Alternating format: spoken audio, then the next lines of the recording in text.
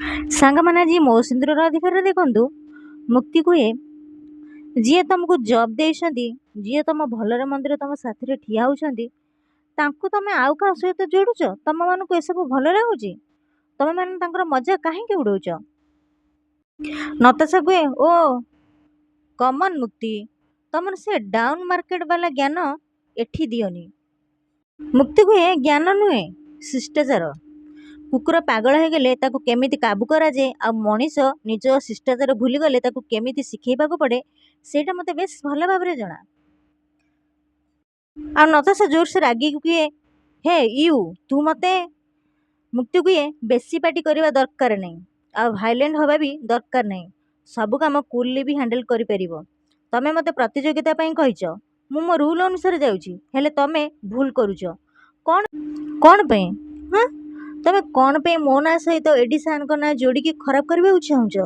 ତମେ କ'ଣ ପ୍ରୁଭ୍ କରିବାକୁ ଚାହୁଁଛ କ'ଣ? ନତାଶା କୁହେ, ହେ ଚୁପ୍, ବନ୍ଦ କର ତୋର ଏସବୁ ଡ୍ରାମା। ମୁକ୍ତି କୁହେ, ଡ୍ରାମା ମୁଁ ନୁହଁ, ତମେ କରୁଛ। ଯଦି ଦମ୍ ଅଛି ରୁଲ୍ ଅନୁସାରେ ଚାଲ, ନହେଲେ ସରେଣ୍ଡର କର, ଆଉ ମୋ ସାମ୍ନାରେ ହାରିଲ ବୋଲି ମାନିଯାଅ। ନତାଶା କୁହେ, ଗେମ୍ ଷ୍ଟାର୍ଟ ହେଇଛି ମାନେ ଶେଷ ହେଇକି ହିଁ ରହିବ। ମୁକ୍ତି କୁହେ, ଠିକ୍ ଅଛି, ମୁଁ ବି ରେଡ଼ି।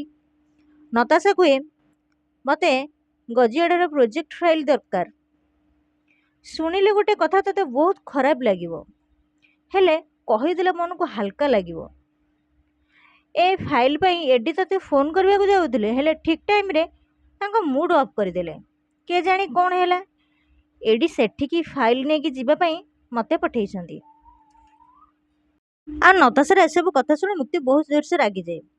ଆଉ ତାପରେ ମୁକ୍ତି ରାଗରେ କାଗଜ ଚିରିଦିଏ। ଆଉ ଠିକ୍ ସେଇ ସମୟରେ ଆଦି ଆସେ, ଆଉ ଆଦି ଉପରେ ସବୁ କାଗଜ ଚିରିକି ମୁକ୍ତି ପକେଇ ଦିଏ।